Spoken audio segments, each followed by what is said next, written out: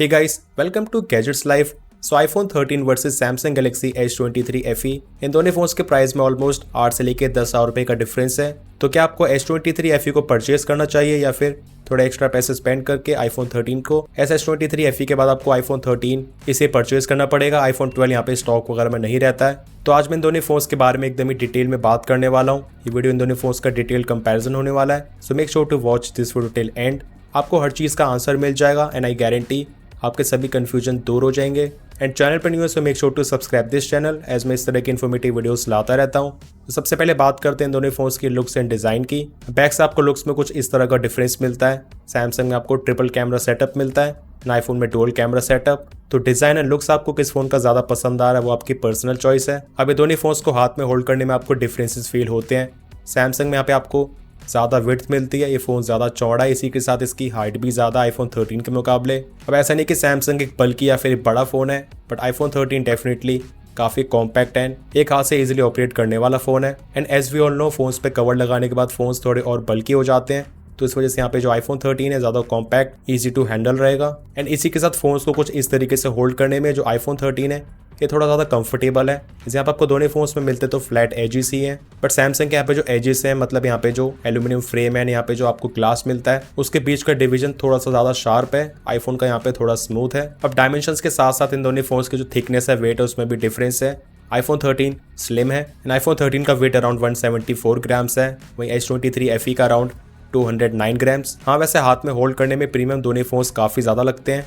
पहले आपको S21 FE में यहाँ पे प्लास्टिक पैक मिलता था, बट यहाँ पे अब ग्लास है, तो इसकी वजह से इन हैंड फील में यहाँ पे सैमसंग कोई कम प्रीमियम नहीं लगता आईफोन के मुकाबले। अब बिल्ड क्वालिटी एंड फीचर्स की बात करें तो आईफोन के फ्रंट में आपको यहाँ पे सेरेमिक शील्ड मिलती है, साइड्स में एल्यूमिनियम फ्रेम एंड बैक में आपको कस्टम ग्लास मिलता है। एंड वही सैमसंग में आपको फ्रंट एंड बैक में यहाँ पे गोरिल्ला ग्लास 5 की प्रोटेक्शन मिल जाती है।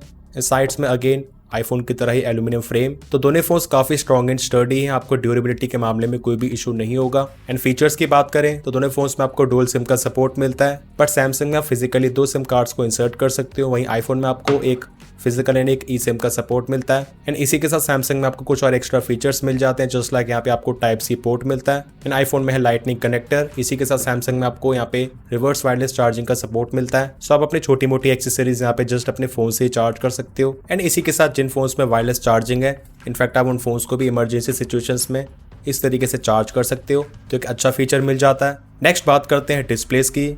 यहाँ पे आपको सबसे पहला डिफरेंस दिख जाएगा डिस्प्ले के साइज में। आईफोन 13 में 6.1 इंचेस का डिस्प्ले एंड S23 FE में 6.4 इंचेस का। एंड वही हम बात करें डिस्प्ले के बेजल्स की, तो यहाँ पे दोनों फोन्स के जो डिस्प्लेज है उनके अराउंड आपको बेजल्स ऑलमोस्ट सेम ही मिलते हैं, बट सैमसंग में वो थोड़े ज्यादा लगते हैं ड्यू टू चिन। यहाँ पे जो आईफोन 13 है उसमें आपको जस्ट यहाँ पे all around exactly same bezels मिलते हैं। तो आईफोन में चिन भी साइड्स एंड टॉप की तरह ही एक्जैक्टली सेम है, बट सैमसंग में यहाँ पे जो चिन है वो ज्यादा थिक है। पर टॉप में देखते तो यहाँ पे आपको आईफोन में नॉच मिलता है एंड सैमसंग में यहाँ पे पंच होल। अब मेजरली आपको दोनों फोन्स के डिस्प्लेज में रिफ्रेश रेट की वजह से डिफरेंस दिखेगा, 120 हर्ट्ज वर्सेस 60 हर्ट्ज। तो फोन को चलाने के यहाँ पे जो ओवरऑल एनिमेशन है वो आपको सैमसंग में ज्यादा स्मूथ लगेंगी। एंड एज यू नो, यहाँ पे जो सैमसंग का ऑप्टिमाइजेशन है वो काफी अच्छा रहता है, सो आपको यहाँ पे पूरे फोन को चलाने में 120 हर्ट्ज का एक अच्छा एक्सपीरियंस मिलेगा। लाइक सभी एप्लीकेशन यहाँ पे 120 हर्ट्ज को प्रॉपर्ली सपोर्ट करती हैं। And along with that Samsung में आपको ऑलवेज ऑन डिस्प्ले का फीचर भी मिलता है, जो कि ऑब्वियसली आईफोन में नहीं है। अब आईफोन की डिस्प्ले एक चीज में बेटर है, विच इज पिक्सल डेंसिटी। यहाँ पे आपको अराउंड 460 की PPI मिलती है, सैमसंग में 403 की। तो फोन्स को नॉर्मली चलाने में एंड वीडियोस वगैरह को देखने में आपको ये चीज़ दिख जाएगी, आईफोन की डिस्प्ले ज़्यादा शार्प है। अब ब्राइटनेस की बात करें तो नंबर्स के मामले में एप्पल क्लेम करता है इसमें आपको 800 निट्स की टिपिकल ब्राइटनेस मिलती है, मीन्स जो आउटडोर की ब्राइटनेस है वो भी, एंड 1200 निट्स की पीक ब्राइटनेस HDR कंटेंट में। एंड सैमसंग यहाँ पे जस्ट पीक ब्राइटनेस को मेंशन करता है 1450 निट्स। तो नॉर्मल कंटेंट में यहाँ पे आईफोन का डिस्प्ले काफी ज्यादा ब्राइट रहता है सैमसंग के मुकाबले। लाइक सैमसंग में आप यहाँ पे ऑटो ब्राइटनेस को ऑन या फिर ऑफ कुछ भी कर लो, उस केस में भी यहाँ पे जो आईफोन है वो ज्यादा ब्राइट रहता है। वहीं HDR कंटेंट में सैमसंग अपने ब्राइटनेस को काफी बूस्ट कर लेता है। जैसे आप देख सकते हैं करेंटली यहाँ पे जो आईफोन है वो थोड़ा सा ब्राइट लग रहा है ओवरऑल, यहाँ पे जो डिस्प्ले का वाइट पोर्शन है उसमें भी। इन दोनों फोन्स में यहाँ पे फुल ब्राइटनेस है, बट जैसे यहाँ पे मैं इसको फुल स्क्रीन करता हूँ तो फुल स्क्रीन पे करने के बाद यहाँ पे सैमसंग अपनी डिस्प्ले को काफी ब्राइट कर लेता है। तो हाँ, HDR कंटेंट में यहाँ पे सैमसंग को बेनिफिट मिलता है, काफी बेटर ब्राइटनेस है, अच्छी विजिबिलिटी रहती है। अब आउटडोर ब्राइटनेस की बात करें तो वहाँ पे कोई ज्यादा डिफरेंस नहीं है, बट सैमसंग आपको स्टिल वहाँ पे भी थोड़ा ज़्यादा ब्राइट दिखेगा। तो ओवरऑल आई वुड से यहाँ पे डिस्प्ले के मामले में सैमसंग ज़्यादा बेटर है, एज यहाँ पे काफ़ी सारे पैरामीटर्स है, उसकी वजह से सैमसंग में आपको एक ज़्यादा बेटर एक्सपीरियंस मिलेगा। वहीं बात करें कुछ और इंपॉर्टेंट चीज़ों की, लाइक ईयरपीस, स्पीकर्स एंड जो हैप्टिक्स है, तो दोनों फोन्स में आपको बहुत अच्छा कॉलिंग एक्सपीरियंस मिल जाएगा, उसमें कोई भी इशू नहीं है। आईफोन में आपको जो स्पीकर्स हैं उसमें ज़्यादा डेप्थ एंड ज़्यादा बेस मिलती है, मिड टोन ज़्यादा बेटर है, तो इस वजह से यहाँ पे जो कॉलिंग एक्सपीरियंस है उसमें भी आपको उस चीज़ का फ़र्क थोड़ा बहुत दिख जाता है। एंड स्पीकर्स की बात करें तो यहाँ पे जो लाउडनेस है उसमें ज़्यादा डिफरेंस नहीं है, they are almost same. But iPhone 13 के स्पीकर्स में अगेन जैसे आपको मैंने बताया ज़्यादा डेप्थ मिलती है, मिड टोन्स बेटर है। यहाँ पे इसके स्पीकर्स थोड़े ज़्यादा रिफाइंड लगते हैं as compare to S23 FE, but Samsung के स्पीकर्स भी बहुत अच्छे हैं। बट हैप्टिक्स में आपको एक मेजर डिफरेंस मिलता है, तो हैप्टिक्स में यहाँ पे कोई भी मुकाबला नहीं है। जिस लेवल के हैप्टिक्स यहाँ पे जो आईफोन वो प्रोवाइड करता है उस चीज़ को सैमसंग इस बजट तो क्या इससे ज़्यादा हाई बजट में भी मैच नहीं कर सकता है। एंड आईफोन की हैप्टिक्स एंड वाइब्रेशन हमेशा से बहुत ज़्यादा सॉलिड रही है। एंड वही बात करें नेटवर्क्स एंड वाईफाई की, तो यहाँ पे ऐसा बोलते हैं कि जो एक्सिनोस उसमें आपको ज़्यादा अच्छी स्टेबिलिटी नहीं मिलती है, इसमें आपको सिग्नल ड्रॉप जैसे इशूज़ देखने को मिल जाते हैं। अब देखो मैंने अब तक यहाँ पे सैमसंग में इस तरह का कोई भी इशू फेस नहीं करा। S23 FE में मुझे यहाँ पे अच्छी परफॉर्मेंस मिली है वाईफाई की, तो कोई भी इशू नहीं है। स्पीड से यहाँ पे आप देख सकते हैं उसमें सैमसंग ही ज़्यादा बेटर परफॉर्म कर रहा है, चाहे मैं बात करूँ डाउनलोड या फिर अपलोडिंग स्पीड की। ये फ़ोन सेम वाईफाई नेटवर्क के साथ कनेक्टेड है उसके बाद भी, तो ओवरऑल दोनों फोन्स में आपको नेटवर्क्स एंड वाईफाई के मामले में कोई इशू नहीं आएगा। अब सॉफ्टवेयर एंड यूआई की बात करें तो यहाँ पे आपको दोनों फोन्स में मेजर डिफरेंस मिल जाता है। एक जगह है iOS एंड एक जगह है एंड्रॉइड। आपकी पर्सनल चॉइस, आपको कौन सा ऑपरेटिंग सिस्टम ज़्यादा पसंद है अपने प्रायोरिटीज एंड नीड्स के हिसाब से। एंड आई वुड से दोनों ही अपनी अपनी जगह बेस्ट है। जहाँ आईफोन 13 में आपको लेटेस्ट iOS 18 का सपोर्ट मिल जाता है, तो इसमें आपको अब कॉल रिकॉर्डिंग मिल जाती है। बट हाँ iOS की कॉल रिकॉर्डिंग में अनाउंसमेंट होती है, अनलाइक सैमसंग यहाँ पे कोई भी अनाउंसमेंट नहीं होती है। एंड इसी के साथ सैमसंग में यहाँ पे ऑटो कॉल रिकॉर्डिंग का फीचर भी है, जो कि आईफोन में नहीं है। आपको यहाँ पे कॉल लगाने के बाद बार बार ही क्लिक करके कॉल को रिकॉर्ड करना पड़ेगा, and this call will be recorded ऐसे करके अनाउंसमेंट आता है। एंड वैसे सॉफ्टवेयर एक्सपीरियंस की बात करें तो आईफोन 13 में आपको वही टिपिकल iOS वाला एक्सपीरियंस मिल जाएगा, एकदम ही स्टेबल एंड फ्लूइड परफॉर्मेंस जिस तरीके से आईफोन का एक्सपीरियंस इतने सालों से रहा है। एंड वही सैमसंग की बात करें, इसमें चल रहा है एंड्रॉइड 14 One UI का 6.1 वर्जन। एंड डेफिनेटली यहाँ पे पहले के मुकाबले सैमसंग ने भी जो एनिमेशंस वगैरह उसमें काफ़ी अच्छी इंप्रूवमेंट्स करी हैं। यहाँ पे आपको अच्छी स्मूथनेस मिल जाती है, पहले यहाँ पे काफ़ी लैग्स वगैरह रहते थे, तो आई वुड से सैमसंग में भी बहुत अच्छा एक्सपीरियंस आपको मिल जाएगा। एंड स्पेशली यहाँ पे जो एंड्रॉइड वर्ल्ड में आपको जितने भी स्किन्स एंड UI मिलते हैं, सैमसंग का एक्सपीरियंस सबसे बेस्ट रहता है, इस चीज़ में कोई दो राय नहीं है। ऐसे यहाँ पे आपको अच्छी ऑप्टिमाइजेशंस, अच्छी एनिमेशंस, इसी के साथ ढेर सारे फीचर्स मिल जाते हैं। एंड एक चीज़ है जिसकी वजह से यहाँ पे सैमसंग आईफोन के मुकाबले काफ़ी आगे निकल जाता है, वो है गैलेक्सी AI।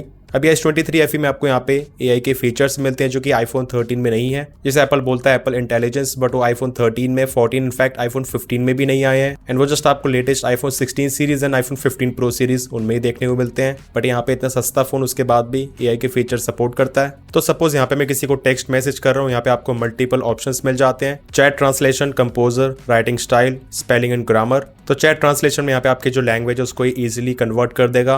अब जो ये कंपोजर एंड राइटिंग स्टाइल है ये काफ़ी इंटरेस्टिंग है। फॉर एग्जांपल कंपोजर में जाके यहाँ पे मैं कुछ भी टाइप कर देता हूँ, जस्ट यहाँ पे मैं लिख देता हूँ आई लव सुपर कार्स। सो यहाँ पे इसको मैं जैसे करता हूँ जनरेट, इसके बाद यहाँ पे इस पे पूरा एक काइंड ऑफ पैराग्राफ शो कर देगा। मीन्स यहाँ पे इसको कंपोज कर दिया। इसी के साथ यहाँ पे मल्टीपल ऑप्शंस हैं, लाइक यहाँ पे स्टैंडर्ड या फिर डिटेल्ड। एंड डिटेल पे क्लिक करने के बाद यहाँ पे इसकी डिटेल्स और भी ज़्यादा शो करेगा, इसको और ज़्यादा लेंथी बना देगा कुछ इस तरीके से। एंड यहाँ पे भी डिफरेंट कैटेगरीज मिल जाती हैं, स्टैंडर्ड, ईमेल, सोशल मीडिया, आप किसके लिए इसको बनाना चाहते हो, एंड पोलाइट, प्रोफेशनल, कैजुअल, किस तरीके से इसको टाइप करना चाहते हो। एंड इसी तरह राइटिंग स्टाइल का फीचर भी बहुत ज़्यादा काम का है, लाइक यहाँ पे मैं लिख देता हूँ I want to know about Diwali. जैसे यहाँ पे मैं क्लिक करता हूँ इस पे, यहाँ पे ये शो कर देगा। मीन्स यहाँ पे मैं इस वाली चीज़ को किस तरीके से और देख सकता हूँ, उसके अलग अलग स्टाइल शो कर दिए हैं। लाइक ओरिजिनल वाला ये था, बट यहाँ पे जो प्रोफेशनल है उसको यहाँ पे इसने मेंशन करा हुआ, I would like to gain insights on Diwali. And casual में ये can you tell me more about Diwali. And इसी तरह सोशल, पोलाइट, इमोजीफाई। एंड अगर आपके सेंटेंस में कोई भी ग्रामर की मिस्टेक है उसको भी आइडेंटिफाई कर लेगा इजीली। यहाँ पे मैंने जानबूझ के टू हटा दिया था, तो यहाँ पे इसने टू इस तरीके से ऐड कर दिया, उसको अंडरलाइन कर दिया है। दिवाली में यहाँ पे इसने डी कैपिटल कर दिया है। तो ये सच में काफ़ी ज़्यादा हेल्पफुल चीज़ें हैं। इसी के साथ यहाँ पे जो नोट्स एप्लीकेशन है वहाँ पे भी आपको बहुत सारे अच्छे AI के फीचर्स मिलते हैं। लाइक यहाँ पे मैं कंपोजर में जाके कुछ भी टाइप कर देता हूँ, अगेन हम दिवाली टाइप करके देखते हैं, कर देते हैं जनरेट। अभी जनरेट करने के बाद यहाँ पे इसने इसके बारे में पूरी इन्फॉर्मेशन दे दी है, जिस तरीके से मैसेजेस एप्लीकेशन में दी थी, इसको हम यहाँ पे इंसर्ट कर देंगे। तो अभी यहाँ पे नोट्स एप्लीकेशन में इंसर्ट हो चुका है। जस्ट हमने यहाँ पे एक वर्ड से इतनी सारी चीज़ें टाइप कर ली कंपोजर की हेल्प से। अब यहाँ पे जो नोट्स में AI है उसका हम इस्तेमाल करेंगे, तो यहाँ पे आपको auto format, summarize, correct spelling, translate, सभी चीजें मिलती हैं। ऑटो फॉर्मेट में क्लिक करने के बाद हेडर्स एंड बुलेट्स, अगर मैं यहाँ पे इस पे क्लिक करता हूँ तो अब यहाँ पे पूरी इन्फॉर्मेशन को इस तरीके से हेडर्स एंड बुलेट्स इसमें कन्वर्ट कर देगा। तो आप देख सकते हैं जस्ट यहाँ पे केवल एक वर्ड से AI की हेल्प से यहाँ पे कितनी सारी चीज़ें पॉसिबल हो गई। यहाँ पे शो भी करता है जो ओरिजिनल है वो कुछ इस तरीके का है। यहाँ पे जो ऑटो फॉर्मेट है उसके बाद यहाँ पे ये इस तरीके से बन गया है। एंड बाकी इसके अलावा यहाँ पे अगर मैं करता हूँ इसको समराइज तो अगेन यहाँ पे इसको समराइज कर देगा कुछ इस तरीके से। एंड सिमिलरली ब्राउजर में भी यहाँ पे AI के फीचर्स मिल जाते हैं। फॉर एग्जांपल यहाँ पे मैं किसी भी पेज को ओपन कर लेता हूँ, यहाँ पे इन्फॉर्मेशन शो करी गई। यहाँ पे अगर मैं चाहता हूँ इस वाली इन्फॉर्मेशन को मुझे शॉर्ट में बता दे, अगेन यहाँ पे क्लिक करना होगा AI पे, देन समराइज। सो यहाँ पे जिस पूरे पेज पे इन्फॉर्मेशन है उसको समराइज करके मुझे शो कर रहा है। एंड अगेन यहाँ पे आपको स्टैंडर्ड डिटेल के यहाँ पे ऑप्शन मिल जाते हैं। एंड सैमसंग में जो गैलरी में AI है इसको हम कैसे भूल सकते हैं। सो यहाँ पे सपोज इस वाले फोटो में मुझे कुछ चेंजेस करने हैं, जस्ट यहाँ पे AI पे क्लिक करना होगा। एंड मैं चाहता हूँ यहाँ पे इस वाले पोर्शन को हटाना, तो यहाँ पे मुझे इस पर टैप एंड होल्ड करना होगा, इस वाले मार्क पे क्लिक करना होगा, देन जनरेट। तो अभी यहाँ पे आप देखेंगे जो इसमें मिसिंग पार्ट्स है उसमें भी यहाँ पे कुछ अपनी तरफ से चीज़ें ऐड करता है उसी टेक्सचर वगैरह के अकॉर्डिंग। सो यहाँ पे आप देख सकते हैं वो वाली चीज़ हट चुकी है। एंड इसी के साथ यहाँ पे आप किसी भी चीज़ को ऐड करने के लिए जस्ट यहाँ पे ड्रॉ कर सकते हो। फॉर एग्जांपल यहाँ पे मैं किसी एक कैट को ड्रॉ कर देता हूँ। अब पता नहीं कैट बन रही है क्या बन रहा है, बट देखते हैं। कछुआ ज्यादा लग रहा है वैसे तो ये। All right, so that's just insane. कैट बहुत ही ज्यादा अच्छी बनाई है, इसने स्मार्टली डिटेक्ट कर लिया दैट यहाँ पे मैं चाहता हूँ एक कैट अवेलेबल हो। एंड मेरे ख्याल से इस चीज में कोई भी दो राय नहीं है, जिसको यहाँ पे ये सभी फीचर्स चाहिए वो सैमसंग को ऑप्ट करे एज कम्पेयर टू आईफोन। अब देखो सैमसंग का सॉफ्टवेयर एक्सपीरियंस काफी ज्यादा कमाल का है, इसमें आपको AI के फीचर्स भी मिलते हैं, मैंने आपको शो कर दिए। बट इसके सॉफ्टवेयर एक्सपीरियंस को यहाँ पे एक चीज हैम्पर कर देती है जो कि है इसका चिपसेट, जिसकी वजह से यहाँ पे आपको नॉर्मली फोन को इस्तेमाल करने में कभी कभार काफी मेजर जिटर्स, लैग्स देखने को मिल जाते हैं। एंड आईफोन में जो सॉफ्टवेयर एक्सपीरियंस एकदम ही स्टेबल 60 हर्ट्ज पे रहता है ऑल द टाइम, बट फिर भी सैमसंग में आपको यहाँ पे 80-90% ऑफ द टाइम जो सॉफ्टवेयर एक्सपीरियंस है वो मोस्टली 120 हर्ट्ज पे मिल जाएगा। एंड इसी के साथ हम बात करते हैं इन दोनों फोन्स की परफॉर्मेंस की। जहाँ आईफोन 13 में आपको मिलती है A15 bionic chip, 4GB RAM, वही सैमसंग में Exynos 2200 विद 8GB रैम। अब मैं इन दोनों फोन्स का डेडिकेटेड स्पीड टेस्ट बना चुका हूँ जिसमें मैंने इनकी गेमिंग के बारे में, इनकी स्पीड, रैम मैनेजमेंट सभी चीज़ें डिस्कस करी हैं। एंड इसी के साथ the most important thing which is heating, वहाँ पे मैंने डिटेल में उस चीज़ को भी टेस्ट करा है। अभी देखो कंक्लूजन काफ़ी सिंपल सा है, जो परफॉर्मेंस है वो आईफोन 13 की ही बेटर है। इसकी परफॉर्मेंस काफ़ी ज़्यादा स्टेबल है इन टर्म्स ऑफ गेमिंग या फिर हम बात करते हैं नॉर्मल यूजेज की भी। एंड सैमसंग में आपको अच्छी स्पीड तो मिल जाती है, 120 हर्ट्ज का डिस्प्ले की वजह से यहाँ पे फोन इस्तेमाल करने में भी अच्छा लगता है। बट यहाँ पे अल्टीमेटली जो Exynos का चिपसेट है वो जल्दी थ्रॉटल कर जाता है, गर्म भी बहुत ही जल्दी होता है। लाइक सपोज यहाँ पे अगर मैं दोनों फोन्स में 4K 60 FPS वीडियो HDR में इसको प्ले कर लेता हूँ यूट्यूब में, तो सैमसंग थोड़ी देर के बाद काफी ज्यादा वार्म हो जाएगा, एक गर्म हो जाएगा। एंड आईफोन में ऐसा बिल्कुल भी नहीं है, इसका टेम्परेचर एकदम ही नॉर्मल रहता है। एंड इसी के साथ सैमसंग में आपको परफॉर्मेंस में किस हद तक लिमिटेशन मिलती है उसका एक लाइव प्रूफ देता हूँ। लाइक यहाँ पे दोनों फोन्स में रेजोल्यूशन 4K पे हो रखा है, बट जैसे यहाँ पे मैं प्लेबैक स्पीड को 2x पे कर देता हूँ, यहाँ पे आप देखेंगे सैमसंग कितना ज़्यादा स्ट्रगल करेगा, इसमें कितने गंदे लैग्स एंड जिटर्स आ रहे हैं, ये वीडियो को अच्छे से प्ले कर ही नहीं पा रहा है। यहाँ पे मेन कल्प्रेट है इसका Exynos चिपसेट। एंड इसी के साथ यहाँ पे मैं जैसे ही 2x के बाद भी 2x पे फास्ट फॉरवर्ड कर देता हूँ, उसके बाद भी आईफोन कितनी बटरी स्मूथ तरीके से इस वीडियो को प्ले कर रहा है। अब कुछ लोग बोलेंगे यहाँ पे यूट्यूब पे 2x को वीडियो को कौन ही प्ले करके देखेगा। गाइस यहाँ पे मेन मोटिव वीडियो को 2x पे प्ले करके दिखाना नहीं, बल्कि आपको फोन का पोटेंशियल दिखाना है। दैट हाँ, जब भी हम इस तरीके से स्ट्रेस डालते हैं तो आईफोन बहुत अच्छी तरीके से इस चीज़ को हैंडल कर जाता है, बट सैमसंग नहीं कर पाएगा। एंड सेम चीज़ आपको लॉन्ग टर्म कंसिस्टेंसी एंड इसी के साथ यहाँ पे वीडियो एडिटिंग वगैरह में देखने को मिलेंगी। ऐसे यहाँ पे आप देखेंगे बेंचमार्क स्कोर्स में भी अच्छा खासा डिफरेंस है। एंड इसी के साथ रियल वर्ल्ड में आपको जो गेमिंग परफॉर्मेंस आईफोन 13 प्रोवाइड करता है वो चीज़ सैमसंग में नहीं है। एंड गेमिंग में भी iPhone 13 is much better. And again heating के मामले में भी आईफोन 13 काफ़ी बेटर है। एंड एक्चुअल में लोड डालने पे S23 FE आईफोन 13 के टेम्परेचर में कितना डिफरेंस रहता है आप मेरे स्पीड टेस्ट वाली वीडियो में देख सकते हो। अब कैमरास की बात कर लेते हैं। ये एस्पेक्ट काफ़ी इंपॉर्टेंट बन जाता है क्योंकि लोगों को आज की डेट में फोन में एक अच्छे कैमरे की नीड है। दोनों फोन्स में से कौन सा फोन ज्यादा बेटर परफॉर्म करता है, पहले कुछ इंपॉर्टेंट चीजों की बात करना चाहूंगा। सो ये है आईफोन 13 का main and ultra wide camera का फोटो।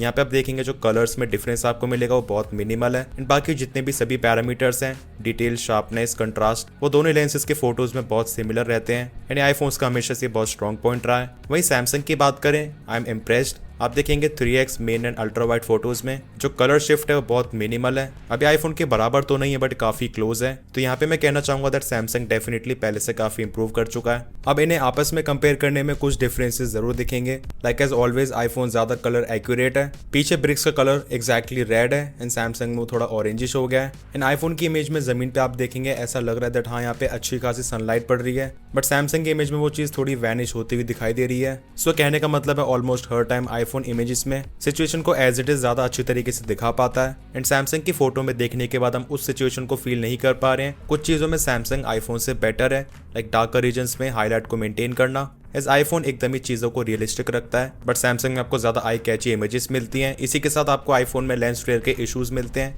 क्योंकि सैमसंग में नहीं है। सैमसंग में आपको 3x टेलीफोटो लेंस मिलता है, तो ये टोटली एडिशनल चीज है जो कि आईफोन में नहीं है। इसमें आपको बहुत अच्छी शार्पनेस मिलती है, ये लेंस कलर्स भी अच्छे कैप्चर कर पाता है। कभी कभार इसमें फोकस का इशू हो जाता है, लाइक यहाँ पे सब्जेक्ट को फोकस नहीं करता है, आपको स्क्रीन पे टैप करने के बाद यहाँ पे फोकस करना पड़ता है, तो इस तरह की ब्लरी इमेजेस आ जाती हैं। टेलीफोटो कैमरा की वजह से सैमसंग में आपको काफी बेटर जूम मिलता है, लाइक आईफोन का 5x, सैमसंग का 10x, उसमें भी सैमसंग बहुत ज्यादा बेटर है। अब सैमसंग में 30x तक जूम है जहाँ पे क्वालिटी इतनी अच्छी नहीं आती है, बट हाँ 10x तक क्वालिटी बहुत अच्छी रहती है। सो प्राइमरी कैमरा में दोनों फोन्स के पास अपने अपने पॉजिटिव पॉइंट्स हैं, लाइक आईफोन में आपको बेटर एक्यूरेट कलर्स मिलते हैं, वहीं सैमसंग में थोड़ा wider field of view and better HDR performance. अब अल्ट्रावाइड कैमरा में मुझे आईफोन ज्यादा बेटर लगा, यहाँ पे आपको ज्यादा बेटर टेक्सचर डिटेल्स मिलती हैं एंड जो कॉर्नर शार्पनेस है वो भी आईफोन में ज्यादा बेटर है, सैमसंग में थोड़ा यहाँ पे सॉफ्ट हो जाता है। वैसे एरिया दोनों फोन्स के ultrawide cameras exactly same capture करते हैं, तो एक बहुत अच्छी बात, आपको काफी वाइडर फील्ड ऑफ व्यू मिलता है। आईफोन्स में हमेशा ही काफी वाइड मिलता है, बट यहाँ पे सैमसंग में आपको अच्छा फील्ड ऑफ व्यू प्रोवाइड कर रहा है एंड मोस्टली सिचुएशंस में यहाँ पे सैमसंग कलर्स वगैरह के मामले में भी अच्छा परफॉर्म करता है,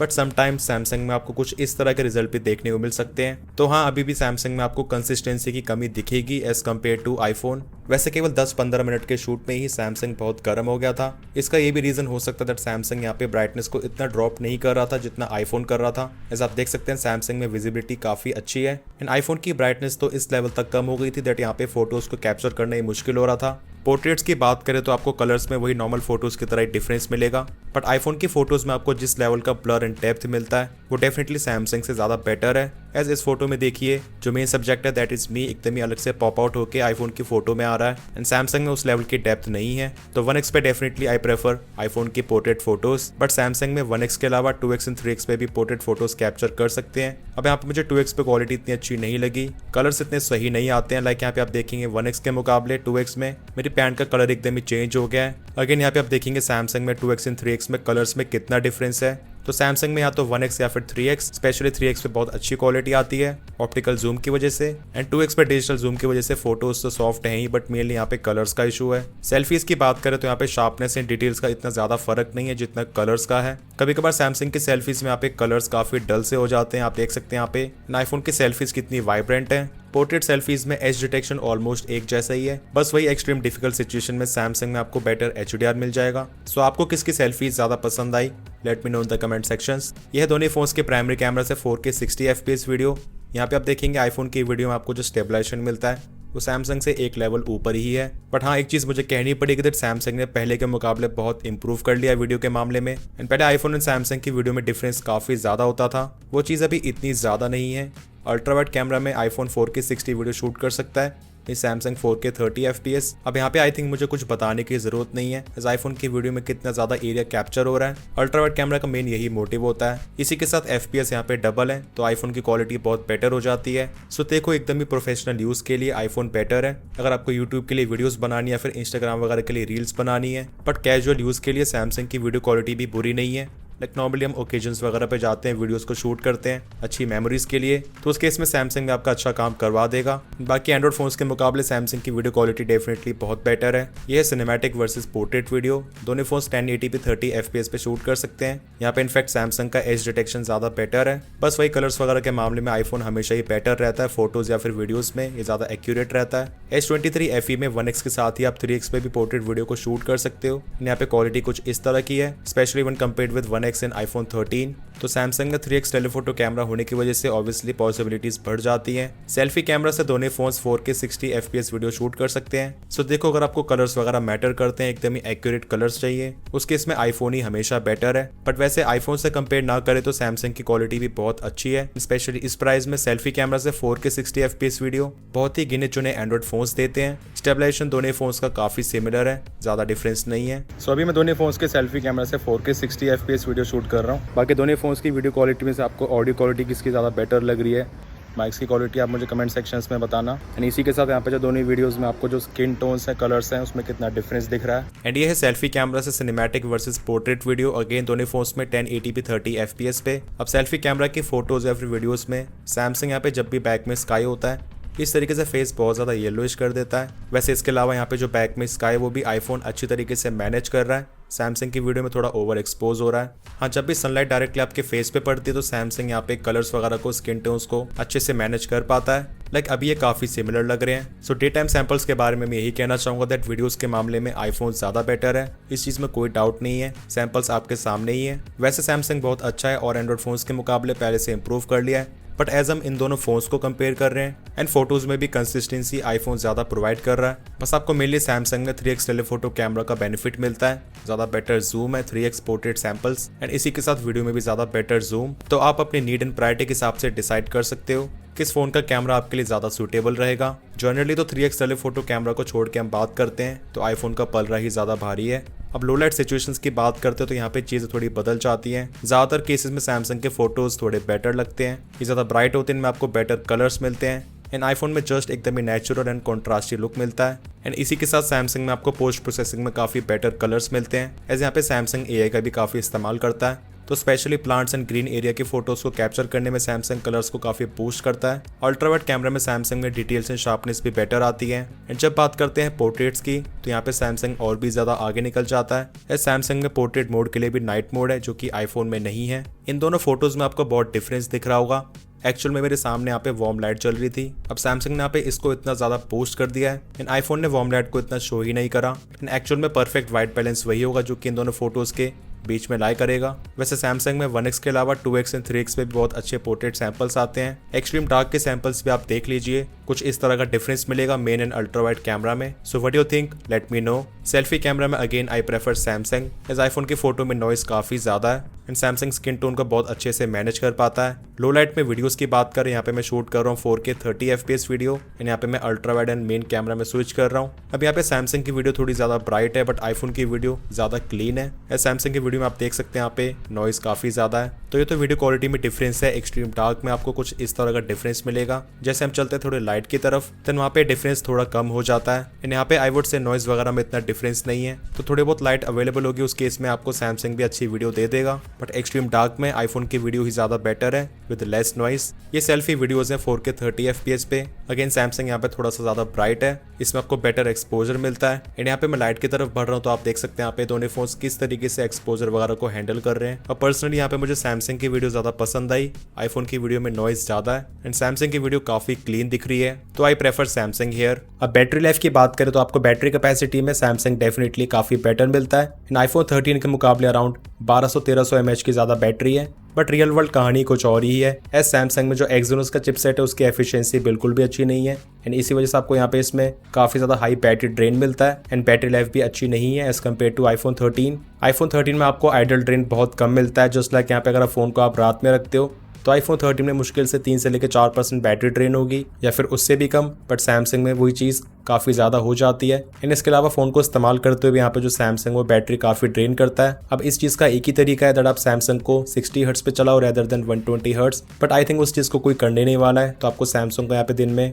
2 से लेकर 3 बार तक चार्ज करना पड़ सकता है हैवी यूजेज में एंड वही जो आईफोन है उसको आप एकदम ही हैवी यूजेज में भी दिन में 2 बार ही चार्ज करोगे तो आपका काम चल जाएगा एंड इनफैक्ट एकदम ही लाइट यूजेज में आपको आईफोन 13 आज की डेट में भी 1 दिन की बैटरी लाइफ प्रोवाइड कर सकता है, बट सैमसंग में वो वाली चीज़ पॉसिबल नहीं है। तो सपोज अगर आपने सैमसंग को सुबह चार्ज कर आपको इसको शाम को दोबारा चार्ज करना ही पड़ेगा। अब सभी बातों के बाद बात कर लेते हैं कंक्लूजन की दैट अल्टीमेटली कौन सा डिवाइस ज़्यादा बेटर है, आपके लिए कौन सा फ़ोन ज़्यादा अच्छा रहेगा। अब दोनों फोन्स के अपने अपने प्रोज एंड कॉन्स हैं। सो आईफोन 13 में आपको जो चीज़ें बेटर मिलती हैं वो इसके कैमराज में consistency, better video recording, better performance and raw power, इसी के साथ मच बेटर गेमिंग एंड वहीं सैमसंग में कैमरा के मामले में कुछ एक्स्ट्रा फीचर्स, बेटर लो लाइट परफॉर्मेंस, सबसे बड़ी चीज़ गैलेक्सी AI। सो जिन लोगों को वो वाली चीज़ मैटर करती है उनको फिर सैमसंग ही परचेज करना चाहिए एंड इसी के साथ एक bigger and brighter display, 120 hertz का रिफ्रेश रेट। सो दोनों फोन्स के प्रोज एंड कॉन्स मैंने आपको बता दिए। अब आप लोग डिसाइड कर सकते हो आपके लिए कौन सा फ़ोन ज़्यादा बेटर है। अब S23 FE ओवरऑल एक काफ़ी अच्छा फ़ोन है, बट इसमें मेजरली जो आपको हीटिंग एंड बैटरी ड्रेन के इशू मिलते हैं,